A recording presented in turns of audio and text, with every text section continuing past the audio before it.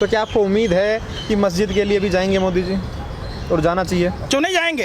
हाँ। जाना चाहिए। भारत के प्रधानमंत्री हैं। हाँ। किसी जाति विशेष के प्रधानमंत्री नहीं है। हाँ। तो आप और कह रहे दूसरी हैं बात जाना सुनिए, ये सिर्फ भाजपा नेताओं का हिंदू मुसलमान कराने का है। भाजपा का नेता सब मुसलमान दामाद खोजता है। हाँ। लंबी फहरिस्त है। हाँ, ठीक है। ये आपस में अमन भाईचारा समाप्त करते हैं, ऐसी कोई बात नहीं तो है। सर आपने कहा कि मोदी जी को जाना चाहिए मस्जिद के लिए भी, बिल्कुल जाना चाहिए। तो फिर मंदिर के लिए जा रहे हैं तो क्या दिक्कत है?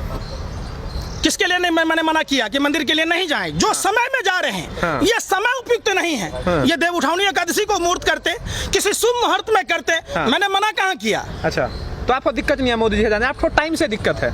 बिल्कुल। ये असुर प्रवृत्ति के लोग हैं जो हिंदू धर्म के विपरीत काम कर रहे हैं। हिंदू धर्म हमारा पत्थर को पूजना सिखाता है, पत्थर का पुल बनाकर लक्ष्य तक पहुंचना सिखाता है। हमारा हिंदू धर्म नफरत की बात नहीं कहता। आप कहीं हिंदू धर्म के शास्त्र में दिखा दीजिए।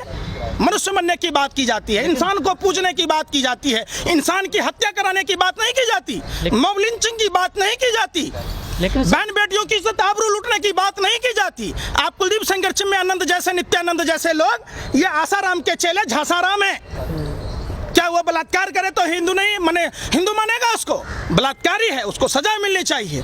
बलात्कारियों की भारतीय जनता पार्टी का नाम होना चाहिए भारतीय बलात्कार पार्टी। सर जो मुहूर्त निकला वो भी तो धर्म ग्रंथों के अनुसार निकला ना? बिल्कुल नहीं, ये अपने मन की उपज है उनकी। आप हमें साबित कर दो। आप जो कहोगे मैं मानने को तैयार हूं कि 5 अगस्त को हिंदू धर्म के हिसाब से कोई भी शुभ मुहूर्त नहीं है, क्योंकि हमारे देवता सोने चले गए। तो किसी ने तो निकाला होगा ये शुभ मुहूर्त।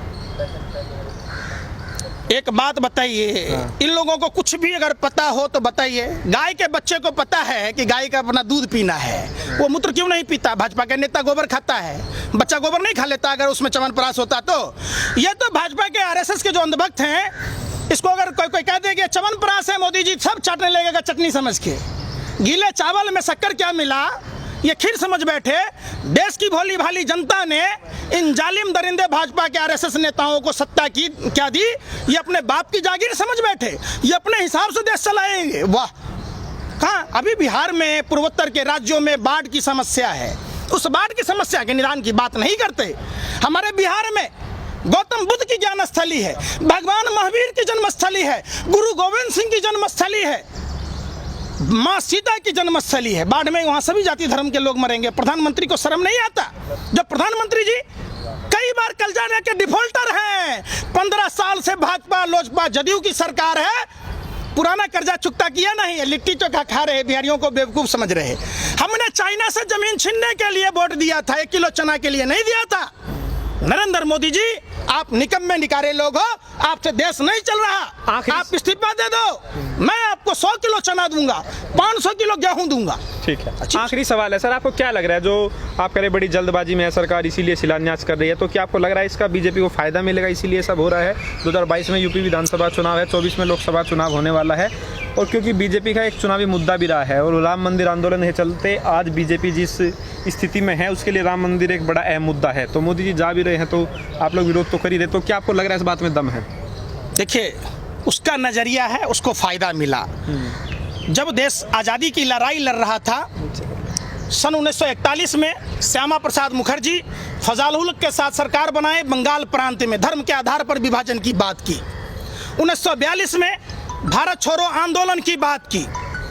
जब थी देश में भारत छोड़ो आंदोलन की लड़ाई चल रही थी, ऐसी स्थिति में श्यामा प्रसाद मुखर्जी फजालुल हक के मुस्लिम लीग की सरकार में वित्त मंत्री थे, भारत छोड़ो आंदोलन को कुचलने की बात की। 1943 में गुलाम हुसैन हिदायतुल्लाह खां और जिन्ना के साथ सरकार बनाई, धर्म के आधार पर सिंध प्रांत में विभाजन की बात की। ये वही लोग हैं जो अखंड भारत को खंड खंड करने का काम किए। हमारे बाप दादा ज्ञानी थे, भाजपा को 60 सालों से 70 सालों से शासन सत्ता में नहीं आने दिया। ये धर्म के नाम पर यह सत्ता में आए, इनको लगता है फिर हमारे पर फायदा होगा, लेकिन देश की जनता ने भाजपा के चाल चरित्र चेहरा को समझ लिया। टूटी खाट, फटा लंगोट, मर गया देखकर भाजपा को वोट। सोचा था बनियान के ऊपर नई शर्ट आएगी, क्या पता था बाद में पतलून भी उतर जाएगी। लोगों ने देखा है, इसलिए काठ की हांडी दोबारा नहीं चढ़ती। अब नरेंद्र मोदी जी का क्रेज चलना नहीं है। धर्म का आवरण कब लेता है? जब दुनिया में आदमी सब चीज़ों से थक जाता है। मोदी जी और भाजपा आरएसएस के लोग थक चुके हैं। ये एक नंबर त्रिलोकी फेकेश्वर, जुठेश्वर, लुचेश्वर, टुचेश्वर, गपेंद्र बाबा झांसाराम असमर्थ हैं। इनसे कोई काम नहीं होता। जो 2013 में महंगाई का मुद्दा हो, किसानों की आय दुगुनी करने की बात हो, नारियों की सम्मान की बात हो, 5 गांव आदर्श बनाने की बात हो, 100 स्मार्ट सिटी बनाने की बात हो, सीमा पर तनाव की बात हो, एक आंख के बदले में 100 सर लाने, एक आंखें लाल करके दिखाने की बात हो, एक सर के बदले में 100 सर लाने की बात हो, ले आए प्रधानमंत्री जी। बिहार चुनाव के चक्कर में बिहार रेजिमेंट के फौजियों को 20 फौजियों की हत्या करवा दी। जब भारत तिब्बत पुलिस था, राफेल तो ले आए ना, राफेल ले आए ना। राफेल में कितनी दलाली खाई पूछा आपने? ये जो भाजपा का जो कार्यालय बना है, ये भाजपा आरएसएस के नेता क्या बाप दादा इनके रिक्शा चलाए थे, चाय बेचे थे, कहीं झाड़ू पोछा करके लाए थे? ये उसी दलाली का पैसा है। लेकिन सर बार जो बार देश को टुकड़े टुकड़ों में बेचा है। सर, एक सवाल है, बार बार मुहूर्त की जो बात आ रही है सर, अगर इस मुहूर्त में जो दिन अभी चल रहे हैं, अगर किसी के बच्चा पैदा हो ले तो क्या उसे अपनाने से मना कर देंगे लोग? देखिए, आप आस्था के साथ खिलवाड़ नहीं करेंगे, आस्था के साथ खिलवाड़ नहीं करेंगे। हम हर धर्मों में झूठ और पाखंड का विरोध करते हैं। जब मोदी जी अपने को हिंदुओं का फर्जी ठेकेदार बताते हैं कि मुहूर्त तो पाखंडवाद है। बिल्कुल पाखंड है। तो फिर होने दीजिए, फिर दिक्कत क्या है? फिर पाखंड कैसे नहीं है? जब मुहूर्त, जब हम धर्म को मानते हैं, आस्था के साथ आप खिलवाड़ नहीं कर सकते। तो सर धर्म में तो ये भी है ना सर। पाखंड में क्या है? आप फिर वही बात, हिंदू धर्म में लिखा हुआ है मनुर भवा, आप क्यों नहीं मानते? भगवान श्री कृष्ण कहते हैं नर ही नारायण है, आप क्यों नहीं मानते? क्यों पूरे देश में दंगा कराते? कभी जाति के बीच में दीवार, कभी धर्म के बीच में दीवार। क्यों गुजरात मुरल छुपाने के लिए दीवार खींचनी पड़ी? वाह, आप अपने हिसाब से फैसला नहीं ले सकते ना। आप किसी एक चीज पर आपको बिल्कुल अमल करना होगा। तो आप सहूलियत के हिसाब से जहाँ आपको लगे पाखंड है वहाँ आप कहेंगे पाखंड हो रहा है, फिर आप कहेंगे कि यहाँ आस्था है तो आस्था। हम कहेंगे आपको नहीं दिखता, अपन नहीं खाते। एक मोदी जी रोटी खा रहे हैं, बाकी सब क्या खा रहा है? ये गोबर खाने वाले लोग तय करेंगे कि अन्न खाने वालों को कि क्या करना चाहिए। ये वही नरेंद्र मोदी हैं जो जसोदा बेन जी को भरी जवानी में न सुहागन छोड़ा न विधवा छोड़ा। हमारे देश की गर्भवती महिलाएं सड़कों पर बच्चे दे रही थी, लोग लॉरियों के पलटने से मर रहे थे, ट्रेन से मर रहे थे। नरेंद्र मोदी जी अपने निकम्मेपन, निकारेपन को छुपाने के लिए धर्म का ओहदा ओढ़ कर वादे के सच्चे होते तो आज मोदी जी के भी बच्चे होते। ये संतानहीन लोग हैं, ये नारियों को अपमान करने वाले लोग हैं। मैं देश के माता एवं बहनों से, उन पिता से पूछना चाहता हूँ, क्या आप नरेंद्र मोदी जैसा दामाद चाहते हैं जो भरी जवानी आपकी बेटी को छोड़ दे?